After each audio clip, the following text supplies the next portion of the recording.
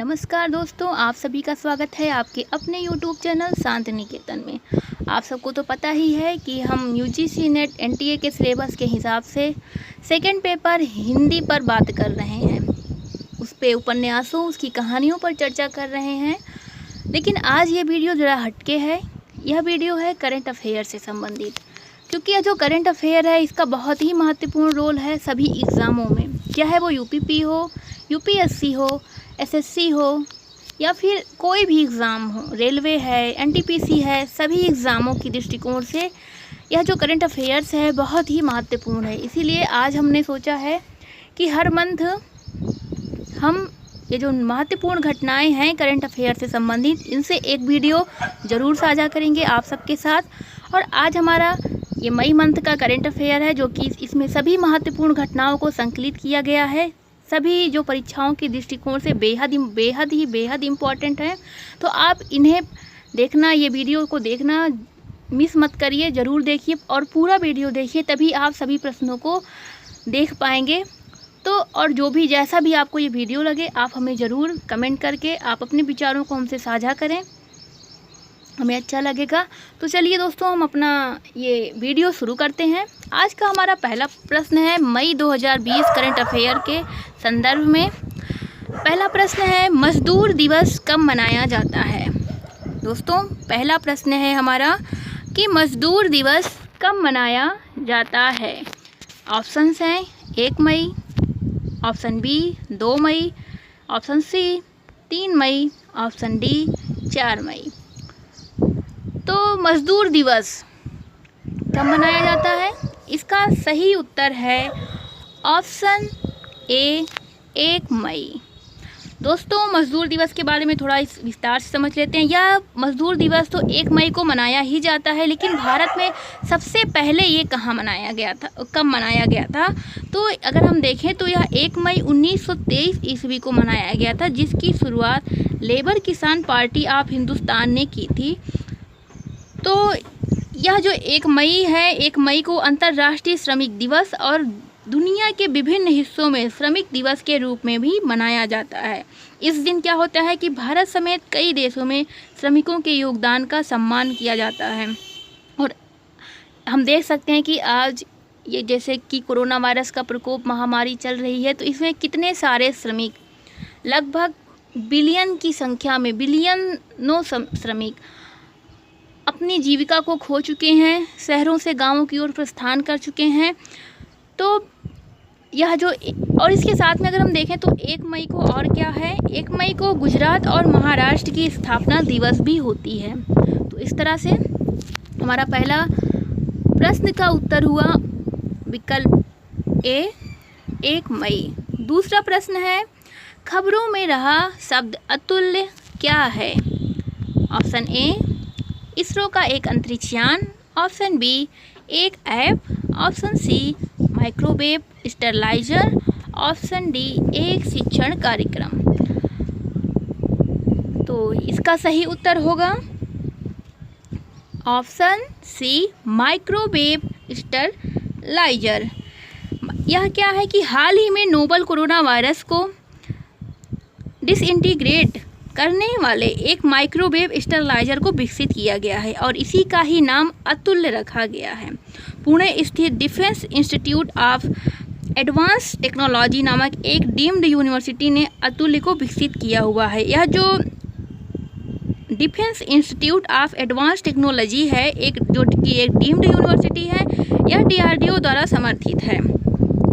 जैसा कि हम जानते हैं, कोरोना वायरस 56 डिग्री सेल्सियस से 60 डिग्री सेल्सियस तक के तापमान में डिफरेंशियल हीटिंग के जरिए विघटित हो जाता है। तो उसी को ध्यान में रखते हुए यह अतुल्य नामक माइक्रोवेव स्टरलाइजर को विकसित किया गया है। तो इस तरह हमारा विकल्प सही हुआ सी माइक्रोवेव स्टरलाइजर। अगला प्रश्न हम देखते हैं दोस्तों, जास्कर किसकी सहायक नदी है? आपके विकल्प हैं विकल्प ए रावी, विकल्प बी ब्रह्मपुत्र, विकल्प सी झेलम, विकल्प डी सिंधु। तो जैसा कि हम देख सकते हैं कि जास्कर जो नदी है वो किसकी सहायक नदी है, इसमें पूछा गया है। तो अगर हम देखें, सही उत्तर हमारा है डी, विकल्प डी, सिंधु नदी की सहायक नदी है जास्कर। हम देख सकते हैं कि हाल ही में भारत के लद्दाख हिमालय में नदियों के कटाव के 36,000 लाख के इतिहास को सामने लाया गया है। साथ ही साथ क्षरण और चौड़ी घाटियों के हॉटस्पॉट की भी पहचान की गई है, जो एक बफर जोन का कार्य करते हैं। तो इन्हीं के ही माध्यम से ये जो सिंधु नदी है, इसी ही इलाके में सिंधु और उसकी जो सहायक नदियां हैं, इसी इलाके से होकर बहने वाली प्रमुख नदियां हैं। और जास्कर नदी जो है वो ऊपरी सिंधु कैचमेंट की लार्जेस्ट में से एक है। तो अगर हम देखें तो जास्कर की भी कुछ सहायक नदियां हैं, इसमें डोडा, सर्पलिंगती, चू, यह दो जास्कर की सहायक नदियां हैं और जास्कर जो है वो सिंधु नदी की सहायक नदी है। इस तरह हमारा विकल्प सही होता है डी, सिंधु नदी। अगला प्रश्न हम देखते हैं दोस्तों, प्रश्न संख्या 4। हाल ही में चक हाओ नामक ब्लैक राइस को जीआई टैग दिया गया है। इस उत्पाद का संबंध किस राज्य से है? तो हमारे ऑप्शंस हैं Punjab, option B Arunachal Pradesh, option C Kerala, option D Manipur. तो हमारे इस प्रश्न में पूछा गया है कि जो चक हाओ नामक एक ब्लैक राइस जो काला चावल है उसे जीआई टैग दिया गया है और यह किस राज्य से संबंधित है। तो अगर हम अपना सही उत्तर देखें तो हमारा जो है वो है सही उत्तर डी, मणिपुर। मणिपुर से संबंधित है ब्लैक राइस। ब्लैक राइस यह जो है यह एक सुगंधित चिपचिपा चावल है जिसकी खेती मणिपुर में की जाती है और यह इसकी जो विशेषता है वो है इसकी एक खास प्रकार की सुगंध।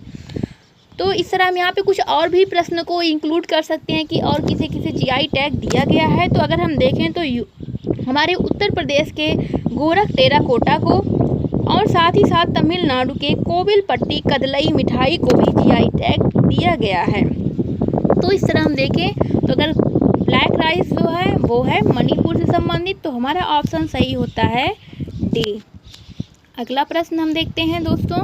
अगला प्रश्न है, हाल ही में राष्ट्रीय अवसंरचना पाइपलाइन एनआईपी पर गठित एक टास्क फोर्स ने अपनी अंतिम रिपोर्ट वित्त मंत्री निर्मला सीतारमण को सौंपी है। इस टास्क फोर्स की अध्यक्षता किसने की है? तो हमारे ऑप्शंस हैं Atanu Chakraborty, option B Rajiv Kumar, option C Harshvardhan Shringla, option D Ajay Bhushan Pandey. तो अगर हम देखें हमारे सही उत्तर है ऑप्शन ए अतानु चक्रवर्ती। अतानु चक्रवर्ती को यह जो रिपोर्ट सौंपी गई उसकी अध्यक्षता जो है अतानु चक्रवर्ती ने की हुई है। हम अगला प्रश्न देखते हैं दोस्तों, प्रश्न संख्या 6। हाल ही में किस भारतीय खिलाड़ी को फेड कप हर्ड अवार्ड के लिए नामित किया गया है? हमारे ऑप्शंस हैं option A Smriti Mandhana, option B Dutee Chand, option C Sania Mirza, option D PV Sindhu. तो अगर हम देखें तो हमारा जो प्रश्न है उसका सही उत्तर है ऑप्शन सी सानिया मिर्जा। यह सानिया मिर्जा जो हैं यह उपलब्धि हासिल करने वाली पहली भारतीय महिला खिलाड़ी बन गई हैं। अगर हम देखें तो यह अवार्ड जो होता है वो एशिया ओशिनिया क्षेत्र के लिए दिया जाता है और इस क्षेत्र से इंडोनेशिया की प्रिस्का मेडलिन एक ऐसी दूसरी खिलाड़ी हैं जिन्हें इस अवार्ड के लिए नामित किया गया है और जो पहली भारतीय महिला खिलाड़ी हैं वो है हमारी सानिया मिर्जा। तो इस प्रश्न का सही उत्तर है ऑप्शन सी सानिया मिर्जा। अगला प्रश्न अब देखते हैं। हाल ही में जाने माने खिलाड़ी चुन्नी गोस्वामी का 62 साल की उम्र में निधन हो गया है। इनका संबंध किस खेल से था? हमारे ऑप्शंस हैं ऑप्शन ए शतरंज, option B football, option C kabaddi, option D कुश्ती। तो अगर हम देखें तो हमारे चुन्नी गोस्वामी जो हैं वो पूर्व कप्तान भी रह चुके हैं और इन्हें एशियाई खेलों में गोल्ड मेडल भी प्राप्त हुआ है और इस प्रश्न का हमारा सही उत्तर है ऑप्शन बी फुटबॉल, क्योंकि हमारे चुन्नी गोस्वामी जो हैं वो फुटबॉल टीम के पूर्व कप्तान रह चुके हैं। 1962 में इन्हें एशियाई खेलों में गोल्ड मेडल और साथ ही साथ 1963 में इन्हें अर्जुन पुरस्कार और 1983 में पद्मश्री से सम्मानित किया गया था। तो इस तरह हमारा विकल्प सही होता है ऑप्शन बी फुटबॉल। अगला प्रश्न है हमारा दोस्तों, प्रश्न संख्या 8। टूना किस जीव का एक प्रकार है? टूना किस जीव का एक प्रकार है? हमारे ऑप्शंस हैं ऑप्शन ए हाथी, ऑप्शन बी मछली, ऑप्शन सी सांप, ऑप्शन डी शुतुरमुर्ग। तो अगर हम देखें तो ये जो टूना है 2 मई को अगर हम देखें दोस्तों तो 2 मई को वर्ल्ड टूना डे भी मनाया जाता है। इसे दिसंबर 2016 से मनाना आरंभ किया गया था। और ये जो टूना है यह मछली का एक प्रजाति है, मछली की एक प्रजाति है। इस तरह हम देखें हमारा जो विकल्प है वो सही होगा बी मछली। यह एक बहुत ही असाधारण विशेष प्रकार की मछली की प्रजाति है जो कि आर्थिक रूप से बेहद ही महत्वपूर्ण है और विकसित एवं विकासशील देशों के लिए ये मछली भोजन का महत्वपूर्ण स्रोत होती है। अगर हम देखें तो अटलांटिक, हिंद और प्रशांत महासागरों तथा भूमध्य सागर में इसकी लगभग 40 प्रजातियां हैं। इस तरह हमारा ऑप्शन सही होता है ऑप्शन बी मछली। अगला प्रश्न हम देख लेते हैं दोस्तों, निम्नलिखित में से किसने आर्थिक मामलों के सचिव का पदभार संभाला है? हमारे ऑप्शंस हैं option A Tarun Bajaj, option B Ajay Tirkey, option C Atanu Chakraborty, option D Ravindra Pawar. तो हम देखें कि प्रश्न हमारा है कि आर्थिक मामलों के सचिव का पदभार किसने संभाला है? तो हमारे विकल्प जो है वो सही होता है विकल्प ए तरुण बजाज। तरुण बजाज को आर्थिक मामलों के सचिव का पदभार संभालने को मिला हुआ है। अगला प्रश्न हम देखते हैं दोस्तों, प्रश्न संख्या 10। हाल ही में किस राज्य ने आयुर रक्षा क्लिनिक शुरू किया है?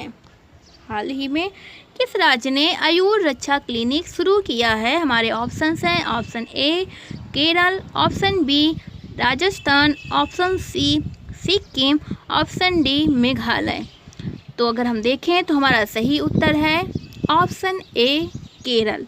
सही दोस्तों, जैसा कि हम जानते हैं कि केरल को मसालों का बाग भी कहा जाता है और केरल में यह आयुर रक्षा क्लिनिक कोरोना वायरस के रोकथाम के लिए किया गया। आयुर्वेद को इस्तेमाल करने वाला पहला राज्य जैसा कि हम जानते हैं कि गोवा बना है और कुछ अलग जानकारी हम इसमें देख लेते हैं। और इसके साथ ही अगर हम देखें तो कोरोना वायरस से मुक्त होने वाला पहला राज्य हमारा जो है वो भी गोवा ही है। अगर हम देखें तो केरल जो सरकार है केरल के बारे में, तो इसने आयुर रक्षा क्लिनिक शुरू करने के साथ ही साथ कोरोना वायरस के मरीजों के लिए हॉस्पिटल में मरीजों के लिए कर्मी बोट नाम से एक रोबोट भी बनाया है जो कि मरीजों को भोजन एवं दवाई देने के लिए उपयोग में लाया जाता है। इसके साथ ही अगर हम देखें तो रैबिड स्क्रीनिंग के लिए तिरंगा नामक एक वाहन भी केरल सरकार ने लॉन्च किया हुआ है। तो ये हमारी अतिरिक्त जानकारियां हैं जो परीक्षा के दृष्टिकोण से बेहद महत्वपूर्ण हैं।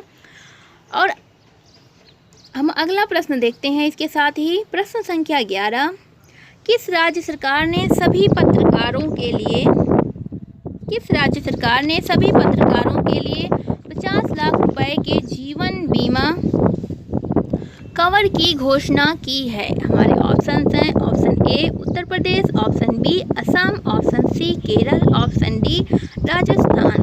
तो दोस्तों जैसा कि हम जानते हैं कि असम राज्य सरकार ने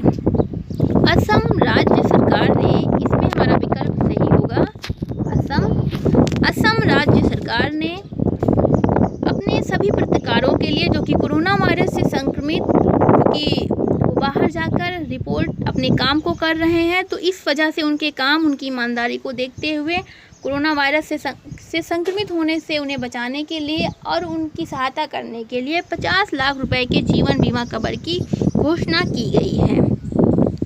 अगर हम देखें तो इसी के साथ में हरियाणा में भी ऐसी ही एक घोषणा हुई है। 10 लाख उन्होंने पत्रकारों के लिए 10 लाख जीवन बीमा कवर की घोषणा हरियाणा सरकार ने भी की हुई है।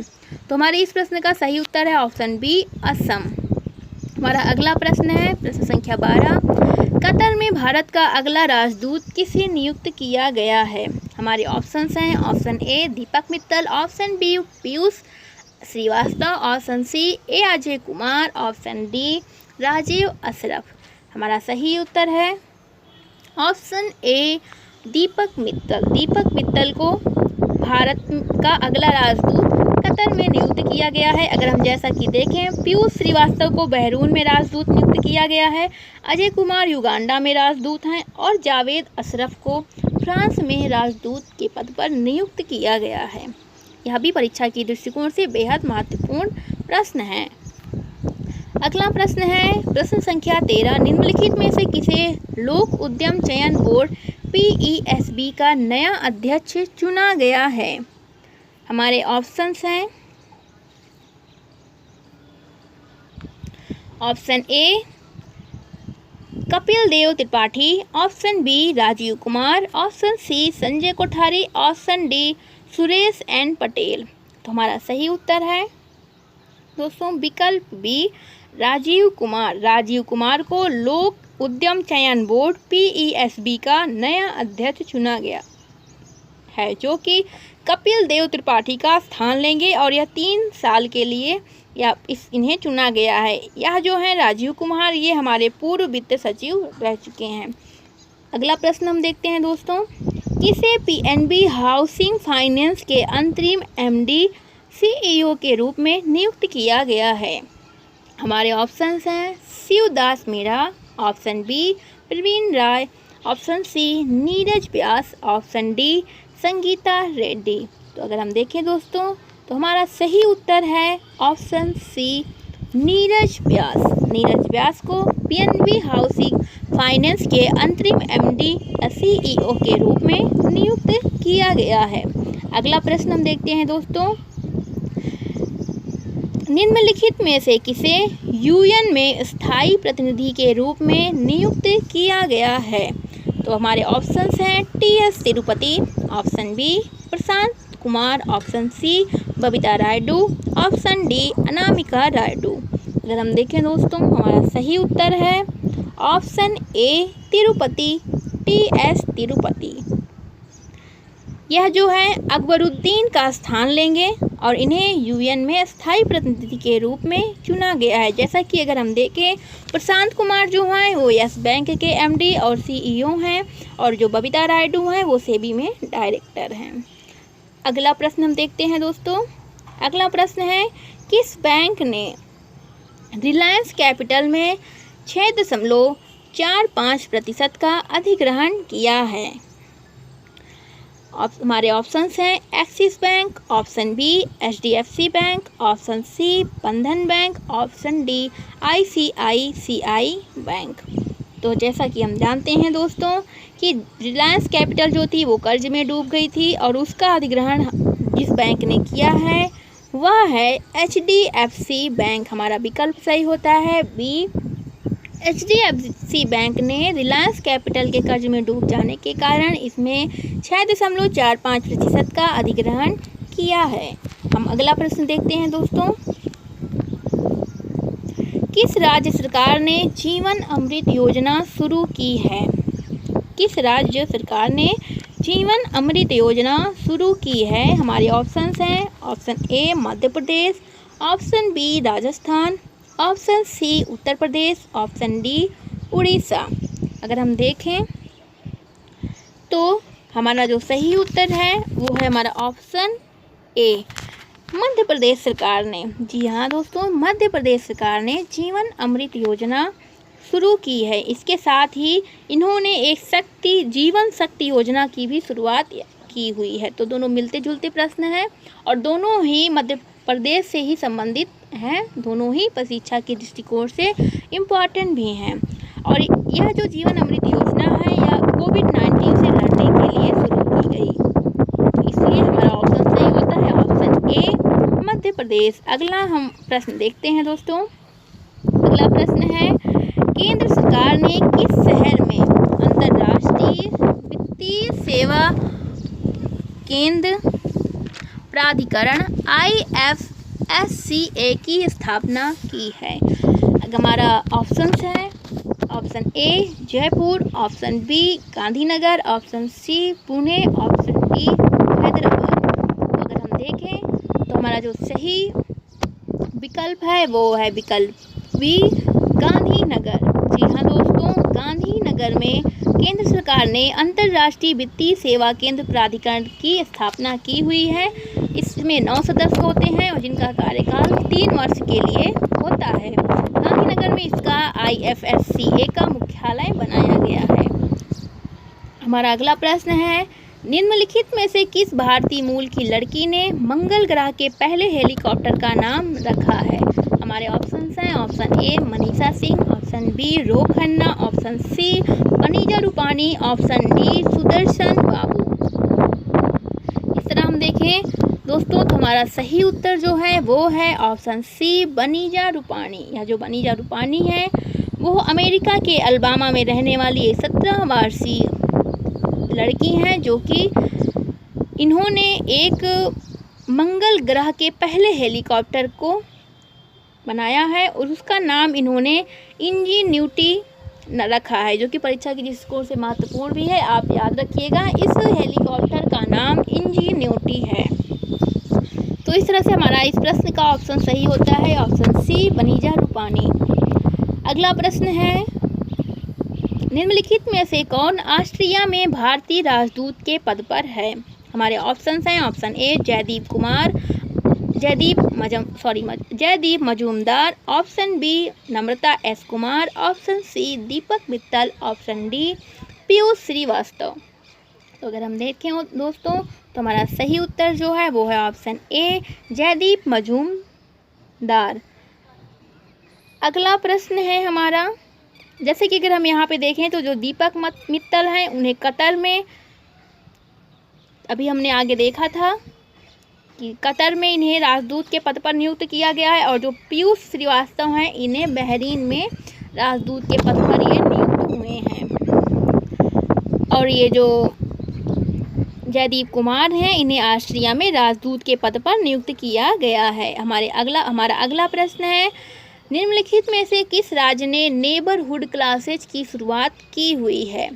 तो अगर हम देखें ये नेबरहुड क्लासेज क्या है कि 5 एक ऐसी योजना चलाई गई कि कोरोना वायरस से लोग सोशल डिस्टेंसिंग का भी ध्यान रखते हुए, क्योंकि ऑनलाइन एग्ज़ाम तो क्लासेस तो चल ही रही है, उसके साथ ही साथ जिस जगह पे ऑनलाइन क्लासेस संभव नहीं है वहाँ पे हम जो शिक्षक हैं वो शिक्षक सिर्फ 5 बच्चों को सोशल डिस्टेंसिंग का ध्यान रखते हुए शिक्षा देंगे। तो उसी के संदर्भ में ये नेबरहुड क्लासेस शुरू की गई है। तो अगर हम देखें दोस्तों तो हमारा जो ये नेबरहुड क्लासेज है वो किस राज्य सरकार ने शुरू किया है? तो वो त्रिपुरा राज्य सरकार ने शुरू किया है। तो इस तरह हमारा ऑप्शन सही होता है ऑप्शन बी त्रिपुरा। हमारा अगला प्रश्न है, निम्नलिखित में से किसे जापान के ऑर्डर ऑफ राइजिंग सन से सम्मानित किया गया है? अगर हम देखें हमारे ऑप्शंस हैं दोस्तों, option A Thangjam Dhawali Singh, option B Geeta Sen, option C Manoj Das, option D Dilraj Preet Kaur. तो हम देखें हमारा सही उत्तर जो है वो ऑप्शन ए थंगजाम धवाली सिंह। यह मणिपुर के एक डॉक्टर हैं जो कि जापान और भारत दोनों ही देशों के बीच संबंधों में सुधार करने के कारण इन्हें यह अवार्ड जापान की तरफ से दिया गया है। हमारा अगला प्रश्न है, निम्नलिखित में से किस बैंक ने विकास अभय ऋण योजना शुरू की है? हमारे ऑप्शंस हैं option A City Union Bank, option B Union Bank of India, option C Karnataka Bank, option D Karnataka Vikas Grameen Bank. अगर हम देखें तो हमारा सही उत्तर जो है वो है option D Karnataka Vikas Grameen bank. हमारा अगला प्रश्न है दोस्तों, मनरेगा के तहत सबसे ज़्यादा रोजगार देने वाला राज्य बन गया है। हमारे ऑप्शंस हैं option A Chhattisgarh, option B Uttar Pradesh, option C Madhya Pradesh, option D Rajasthan. तो अगर हम देखें जैसा कि बहुत सारे मजदूर अपने रोज़गारों को खो चुके हैं, इसलिए मनरेगा पर बहुत ज़्यादा जोर दिया जा रहा है हमारे कुटीर उद्योगों पर जोर दिया जा रहा है। तो अगर हम देखें तो इसमें सबसे ज़्यादा रोजगार देने वाला राज्य इस समय कौन सा राज्य बन गया है, तो वह है छत्तीसगढ़, जो कि पूरे हमारे भारत में पूरे देश का 24% हिस्सा है मनरेगा के तहत रोजगार देने के क्षेत्र में, और यह कोरोना वायरस के कारण है। अगर हम देखें तो हमारा उत्तर प्रदेश जो है वो तीसरे स्थान पर है और हमारा जो राजस्थान है वो दूसरे स्थान पर है। इस तरह हमारा ऑप्शन सही होता है ऑप्शन ए छत्तीसगढ़। अगला प्रश्न है, निम्नलिखित में से किसे 2020 के निक्केई एशिया पुरस्कार के लिए चुना गया है। हमारे ऑप्शंस हैं ऑप्शन ए Ram Prasad Kadel, option B professor T Pradeep, option C Antony Tan, option D Tan Hoi लिंग।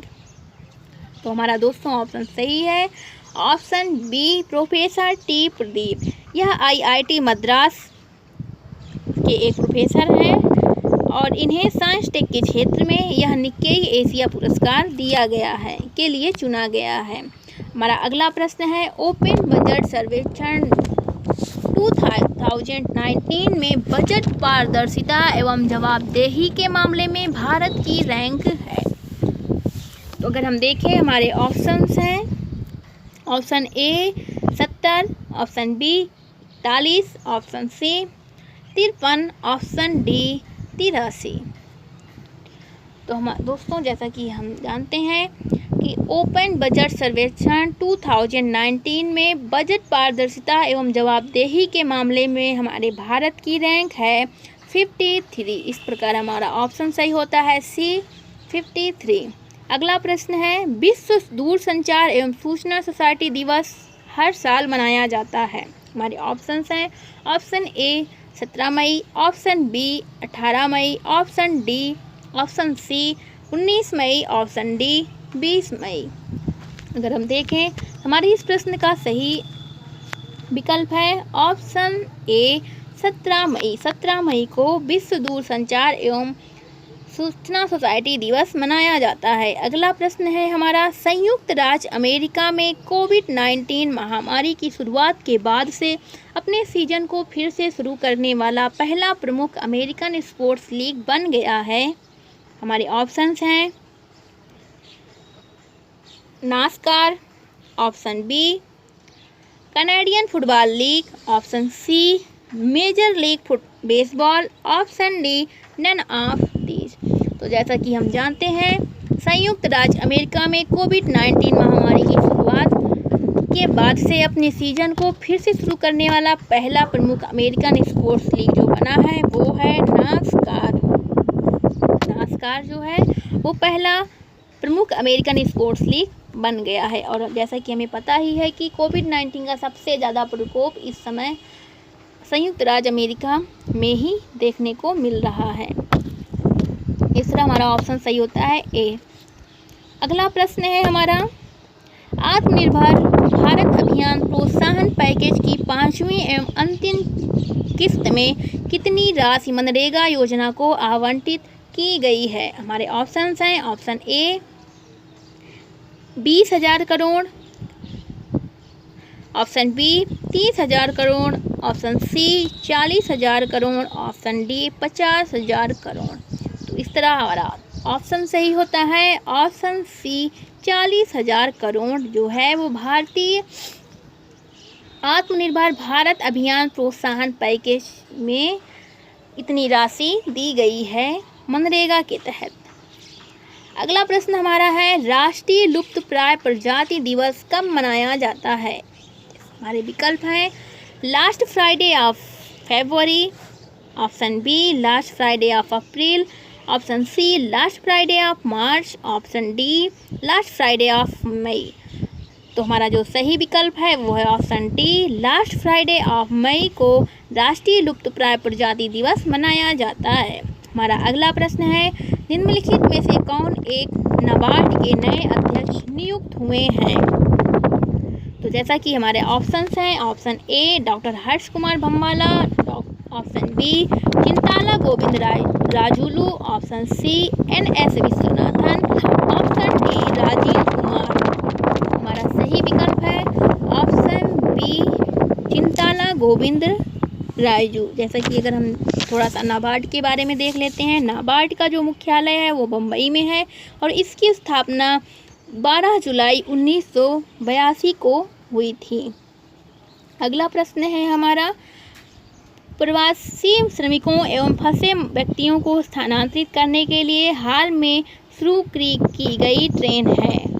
हमारे ऑप्शन हैं, option A Suvidha Express, option B Shramik special train, option C Shanti special train, option D migrant workers special train. जैसा कि आप सबको पता है और ये हम जानते भी हैं कि कोरोना वायरस में जो भी हमारे बड़े महानगरों दिल्ली, मुंबई जैसे, कोलकाता जैसे जहाँ पर बहुत ज़्यादा कोरोना वायरस का संक्रमण हुआ है और लोग फंस चुके हैं, वो अपने स्थानीय निवास स्थान पे नहीं पहुंच पा रहे हैं, तो उन्हीं लोगों को निकालने के लिए एक स्पेशल ट्रेन चलाई गई जिसका नाम है श्रमिक स्पेशल ट्रेन, जो कि काफ़ी न्यूज में भी रहा हुआ है और महत्वपूर्ण भी है परीक्षा के दृष्टिकोण से। तो इस तरह हमारा ऑप्शन सही होता है option B Shramik special train. अगला प्रश्न है, हाल ही में आर्कटिक ओजोन परत में एक छेद हो गया है। इस ओजोन छिद्र का बंद होना किसकी वजह से था? अगर हम देखें दोस्तों, तो यह एक बहुत ही महत्वपूर्ण और चर्चा में रहने वाला विषय है और आर्कटिक ओजोन परत में छिद्र का होना, और यह आज इस समय यह जो छिद्र है वो बंद हो गया है और जिसका एक प्रमुख कारण है पोलर वॉर्टेक्स की वजह से इस ओजोन छिद्र जो है ये बंद हो गया है, जो कि बहुत ही चर्चा का विषय है और परीक्षा के दृष्टिकोण से भी बेहद इंपॉर्टेंट है। इस तरह हमारा ऑप्शन सही होता है ऑप्शन बी। हमारा अगला प्रश्न है, आभासी G20 डिजिटल अर्थव्यवस्था मंत्रियों की बैठक में भारत का प्रतिनिधित्व किसने किया? तो अगर हम देखें हमारे ऑप्शंस हैं, option A Amit Shah, option B Ravishankar Prasad, option C Piyush Goyal, option D PM Modi. तो अगर हम देखें तो हमारे आभासी G20 डिजिटल अर्थव्यवस्था मंत्रियों की बैठक में भारत की तरफ से जो प्रतिनिधित्व किया था वो हैं रविशंकर प्रसाद ने। तो अगर हम देखें तो हमारा ऑप्शन सही होता है ऑप्शन बी रविशंकर प्रसाद। हमारा अगला प्रश्न है, ग्लोबल टेररिज्म इंडेक्स 2019 रिपोर्ट में भारत की रैंक क्या है? Option A 7th, option B 8th, option C 9th, option D 10th। तो अगर हम देखें तो ग्लोबल टेररिज्म इंडेक्स 2019 रिपोर्ट में भारत की जो रैंक है वो है 7th रैंक भारत को मिली है और ऑप्शन सही होता है ए। यह सारे प्रश्न परीक्षा के दृष्टिकोण से बहुत ही महत्वपूर्ण हैं और आप जरूर पूरा वीडियो देखें। हमारा अगला प्रश्न है, केसर जिसे हाल ही में जीआई टैग मिला है भारत के किस राज्य से संबंधित है? ऑप्शन है option A Punjab, option B Jammu Kashmir, option C Uttarakhand, option D Uttar Pradesh. तो अगर हम देखें तो हमारा जो सही उत्तर है वह है ऑप्शन बी जम्मू कश्मीर। यह जम्मू कश्मीर से संबंधित है केसर, जिसे कि जीआई टैग हाल में दिया गया है। अगला प्रश्न है, भारतीय रिजर्व बैंक के नवीनतम आंकड़ों के अनुसार भारत का विदेशी मुद्रा भंडार कितनी राशि से बढ़ा है? अगर हम देखें हमारे ऑप्शंस हैं 1 billion, option B 4.00 billion, option C 8 billion, option D 3.09 billion. तो हमारे ऑप्शन जो सही है वो है ऑप्शन डी 3.09 बिलियन। हमारा अगला प्रश्न है, निम्नलिखित में से कौन यूनेस्को के नेतृत्व में वैश्विक शिक्षा गठबंधन में शामिल हो गया है और ऑनलाइन सामग्री वितरित करने वाला एक डिजिटल कार्यक्रम शुरू किया है? हमारे ऑप्शंस हैं option A Nokia, option B Samsung, option C Motorola, option D Ericsson. हमारा जो विकल्प सही है वो है ऑप्शन डी एरिक्सन। एरिक्सन जो है वो यूनेस्को के नेतृत्व में वैश्विक शिक्षा गठबंधन में शामिल हुआ है और यह एक ऑनलाइन सामग्री वितरित करने वाला एक डिजिटल कार्यक्रम भी इसने शुरू किया हुआ है।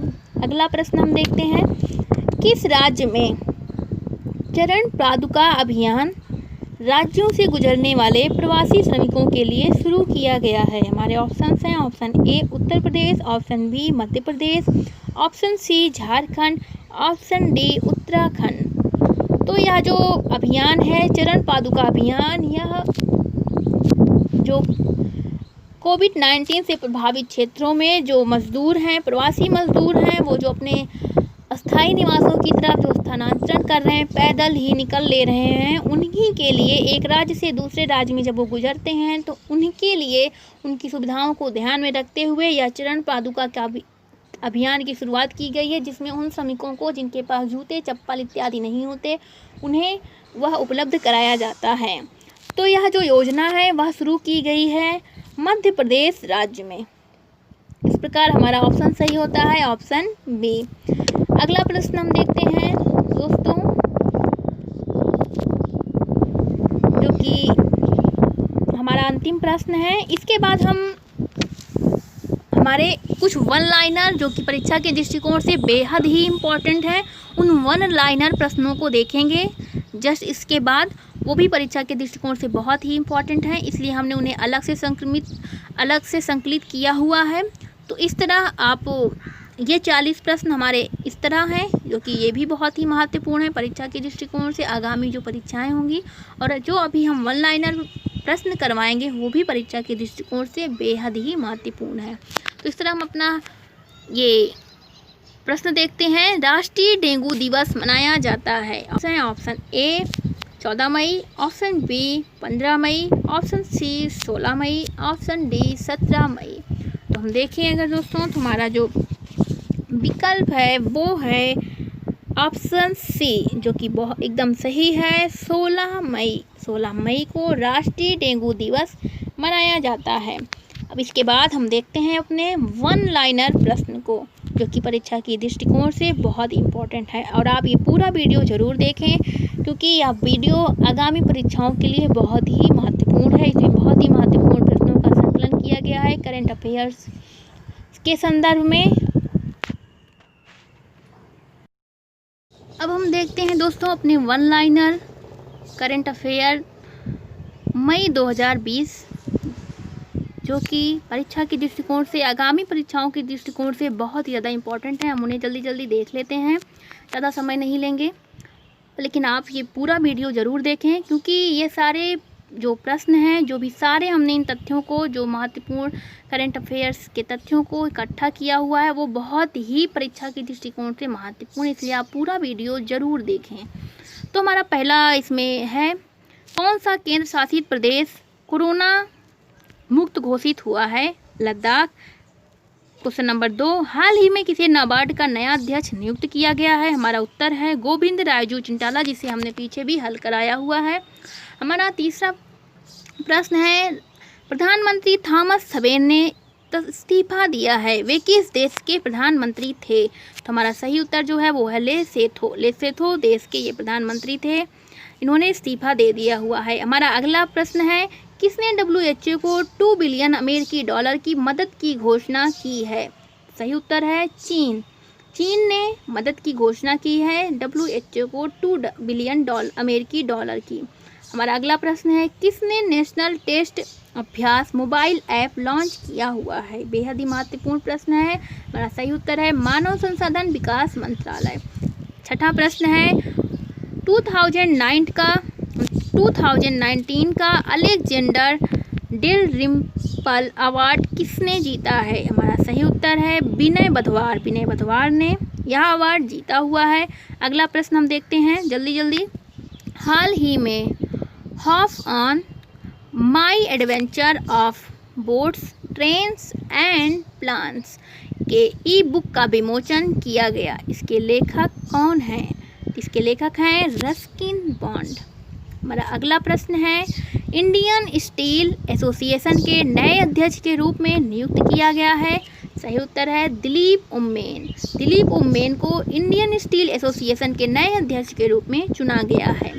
अगला है, किस राज्य सरकार ने मी अन्नपूर्णा पहल का शुभारंभ किया हुआ है? तो वह महाराष्ट्र सरकार ने शुरू किया है। हमारा अगला प्रश्न है, भारतीय रेलवे ने अपने पहले 12,000 हॉर्स पावर वाले इलेक्ट्रिक लोकोमोटिव WAG-12 का परिचालन शुरू किया है, इसे कहाँ बनाया गया है? तो अगर हम देखें यह मधेपुर में बनाया गया है और यह जो मधेपुर है वह बिहार में है। हमारा अगला प्रश्न है, हाल ही में सुकून कोविड-19 बीट ऑफ स्ट्रेस कार्यक्रम कहाँ शुरू किया गया है? यह कार्यक्रम शुरू किया गया है जम्मू कश्मीर में। हमारा अगला प्रश्न है, विश्व बैंक समूह की नई मुख्य अर्थशास्त्री कौन बनी है? तो वह है कार्मेन रेनहॉल्ट। अगला प्रश्न है, राडा ने किस पावर लिफ्टर को निलंबित किया हुआ है? नाडा ने किस पावर लिफ्टर को निलंबित किया हुआ है? तो वो हैं सविता कुमारी व अंकित सिसोदिया। इन्हें नाडा ने निलंबित कर दिया है। एयरटेल अफ्रीका ने कोविड-19 से प्रभावित बच्चों और परिवारों की मदद के लिए किसके साथ समझौता किया है? तो इन्होंने समझौता किया है यूनिसेफ के साथ। अगला प्रश्न है, किसने इग्नू के ऑनलाइन MA हिंदी कार्यक्रम का शुभारंभ किया है? इन्होंने शुभारंभ किया है रमेश पोखरियाल निशंक जी ने। अगला प्रश्न है हमारा, किस सरकार ने यूपी स्टार्टअप फंड की स्थापना की है? तो अगर हम देखें तो ये हमारे उत्तर प्रदेश सरकार ने शुरू की हुई है। अगला प्रश्न हमारा है, किसे फिक्की लेडीज ऑर्गेनाइजेशन का नया राष्ट्रीय अध्यक्ष नियुक्त किया गया है? तो अगर हम देखें तो जाह्नवी फूकन को फिक्की लेडीज ऑर्गेनाइजेशन का नया राष्ट्रीय अध्यक्ष नियुक्त किया गया है। हमारा अगला प्रश्न है, डॉक्टर हर्षवर्धन को किस संगठन की कार्यकारी बोर्ड का अध्यक्ष नियुक्त किया गया है? WHO। अगला प्रश्न है, किस रेलवे जोन ने आर-बोट नामक रोबोट डिवाइस विकसित किया हुआ है? तो यह इसका सही उत्तर है दक्षिण मध्य रेलवे। ये सभी प्रश्न परीक्षा के दृष्टिकोण से बहुत ही महत्वपूर्ण है, आप इन्हें पूरा वीडियो जरूर देखें। हमारा अगला प्रश्न है, दुनिया का सबसे बड़ा PPE किट निर्माता कौन बना है? तो अगर हम ये देखें तो यह हमारा भारत देश बना हुआ है। अगला प्रश्न है, केंद्र सरकार ने किस शहर को सोलराइज करने की योजना शुरू की है? तो यह शहर है कोणार्क शहर। किस राज्य के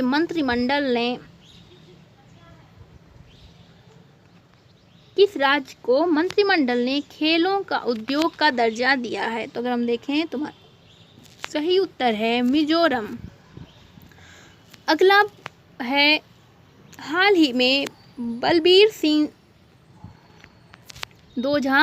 दोसांझ का निधन हुआ है, वे कौन थे? तो हमारा जो सही उत्तर है वो है हॉकी खिलाड़ी। ये एक हॉकी खिलाड़ी थे और इनका अभी हाल में निधन हो गया है। हमारा अगला प्रश्न है, किस देश के फुटबॉल खिलाड़ी अर्टिज अदूरिज ने संन्यास की घोषणा की है? तो हमारा सही उत्तर है स्पेन।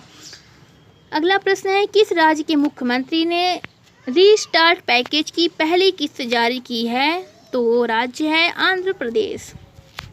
अगला प्रश्न है, PK नायर किस देश में भारत के नए राजदूत के रूप में नियुक्त किए गए हैं? तो ये नाइजर में भारतीय राजदूत के रूप में नियुक्त किए गए हैं।